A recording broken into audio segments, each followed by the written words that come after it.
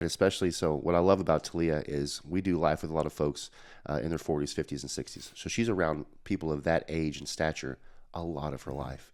And for my daughter at the age of 6 to go up to a monster who's way bigger than her, look up at them, look them in their eyes, and actually talk to them is a skill that she's developing now. And I truly tie that to this template of her. She's practicing this at home with us. Yeah, that's good. So not just is this negotiable, but now I have the confidence to go say something, have a conversation with, look eye to eye with somebody, and talk to someone who is way bigger than me. Yeah. Where kids, you see a lot of kids naturally may just go off to the side, just be quiet, go entertain themselves versus being involved in a group and being part of a group.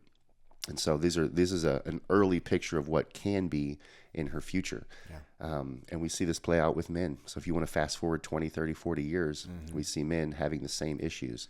And you really just got to be able to question yourself. Is this negotiable within myself?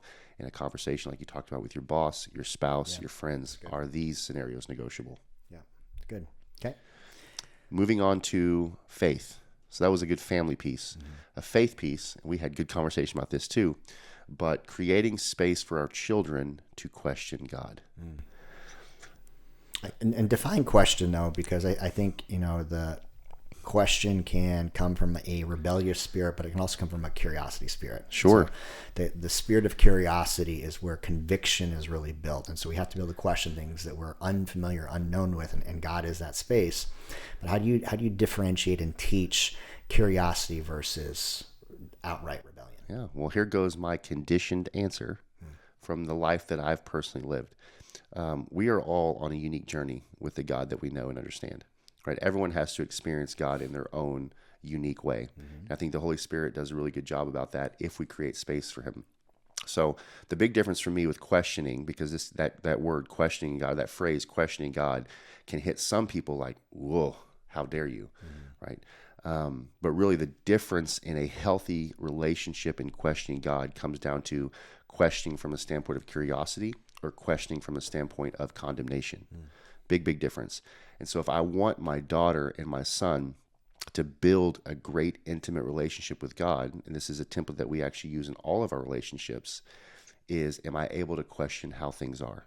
If am I able to question God in my own understanding of him? When scenarios look painful or don't feel just in the moment, can I question curiously what God's intent is with this? And we're all going to live life and lose people who are close to us, and bad things can happen.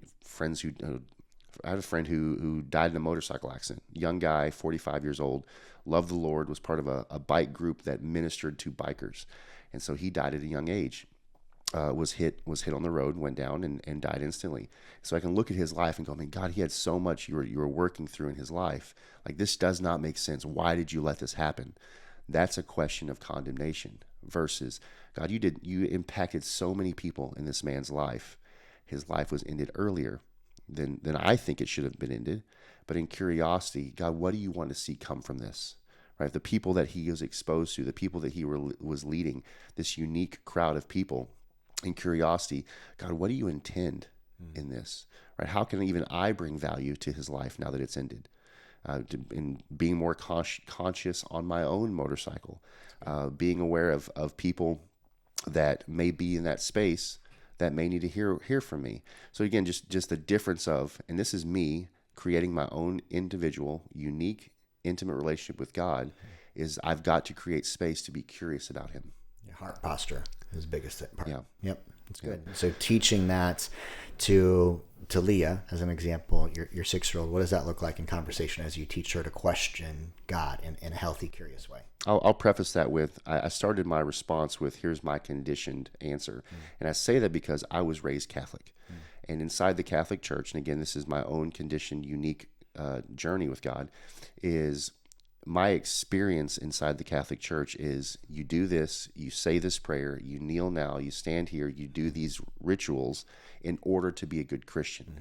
And there was never the thought process of questioning God in any capacity, right? You either get it or you don't. You do these things, you're in. You don't do these things, you're out. And so that led on my own journey where I became a Cactist in my own saying, where I was half Baptist, half Catholic, really on my own journey of just trying to understand who who God is and his glory and his grace and his mercy.